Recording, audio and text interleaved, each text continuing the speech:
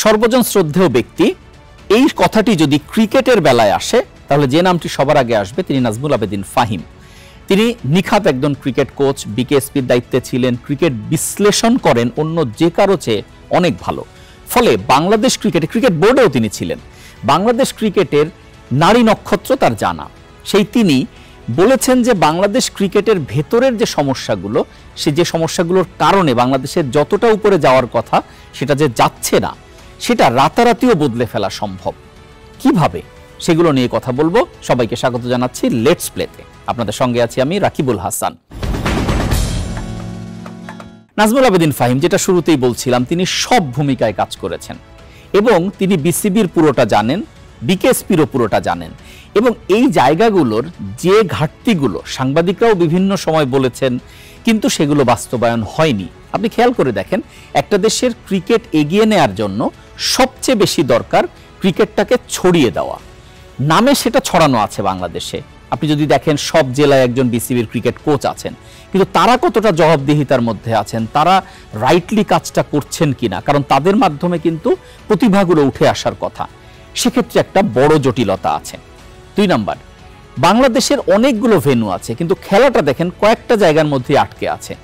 মানে 50 ভাগেরও বেশি, 60-70 ভাগ খেলা শুধুমাত্র মিরপুরে হয়, তার বাইরে চট্টগ্রাম এবং সিলেটে হয়। এরকমটা তো হওয়ার কথা না। বাংলাদেশ প্রিমিয়ার লিগ, যেটা আমরা বিপিএল বলি, এই বিপিএল বা দুনিয়ায় যেখানেই এরকম তত্ত্ব আছে, মানে এই তত্ত্বটা তো আইপিএল থেকে শুরু হওয়া, সেখানে মূল বিষয় কিন্তু হোম অ্যান্ড অ্যাওয়েতে খেলা।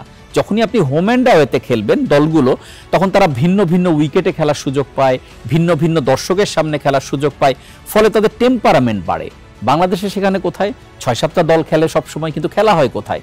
ঢাকা, চট্টগ্রাম, তার পাশাপাশি সিলেট, শেষ। অথচ একসময় কিন্তু খুলনায় খেলা হয়েছে, বন্ধ হয়ে গেছে। বগুড়া একসময় ভেন্যু ছিল, বন্ধ হয়ে গেছে। ফলে এই যে একটা বড় ঘাটতি, যে ঘাটতি নিয়ে আপনি কিভাবে এগিয়ে যাবেন, এখানে একটা বড় প্রশ্ন। ফলে এই জায়গাগুলো এবং রিজিওনাল ক্রিকেট কাউন্সিল, যেটার কথা বলা হয় অনেক দিন ধরে, যেটা আঞ্চলিক ক্রিকেট কাঠামো, সেটা নিয়ে খালি মুখেই প্রতিটা বিসিবির এজিএম যায়, আশ্বাস দেওয়া হয়, কিন্তু কাজের কাজটা আর হয় না। প্রিয় নাম্বার সেট করে বিকাশে সেন্ড মানি করুন ফ্রি। যে যে এলাকার ক্রিকেট, তারা যদি ইনভলভ না হন, তারা যদি সেখানে সক্রিয় না হন, তাহলে কিভাবে দেশের ক্রিকেটে শুধু ঢাকা থেকে আপনি সবকিছু করলেই কি এগিয়ে যাওয়া সম্ভব?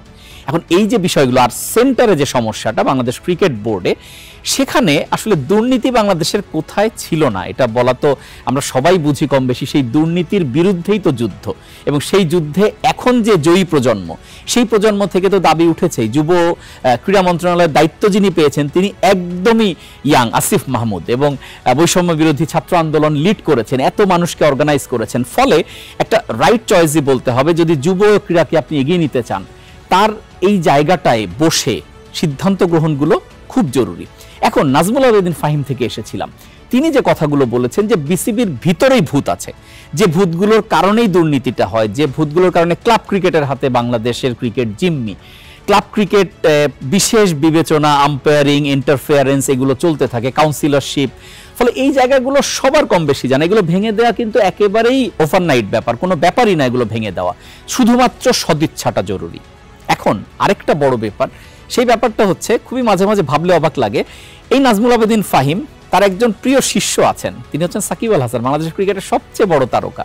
কিন্তু সাকিব আল হাসান এখন কতটা বিতর্কিত হয়ে পড়েছেন, তার বিতর্কিত কর্মকাণ্ড তো আগে থেকেই ছিল, কিন্তু তারই টিমমেট পর্যন্ত এখন বলে বসছেন যে ক্রিকেট এবং রাজনীতি একসাথে চলতে পারে না। এই ক্ষোভটা কিন্তু সবার ছিল। আমরাও সাংবাদিক হিসাবে বিভিন্ন সময় বলেছি, বলার চেষ্টা করেছি যে আপনি যদি রাজনীতি করতেই চান, অবসর নিয়ে করার কথা। কিন্তু সাকিব আল হাসান রানিং ক্রিকেটার, সংসদ সদস্য হলেন। ফলে এই যে জায়গাগুলো, নাজমুল আবেদিন ফাহিম তার শিষ্য, তিনি যে আদর্শ ধারণ করেন, বলার চেষ্টা করেন, তার শিষ্য কিন্তু সেই জায়গাটা মিট আপ করতে পারেননি। এবং হ্যাঁ, নাজমুল আবেদিন ফাহিমের এখানে কোনো দোষ নেই, কারণ তিনি শুধুমাত্র ক্রিকেটীয় বিষয়ে সাকিব আল হাসানকে হেল্প করেন, এবং বিভিন্ন সময় সাকিব আল হাসান যখন বিপদে পড়েন, খেলাজনিত বিপদ, অন্য কোনো বিপদ নয়, কিন্তু মানে ফর্ম ভালো যাচ্ছে না, ব্যাটিংটা ঠিকমতো হচ্ছে না, তখন কিন্তু ঠিকই নাজমুল আবেদিন ফাহিমের কাছে ছুটে আসতেন।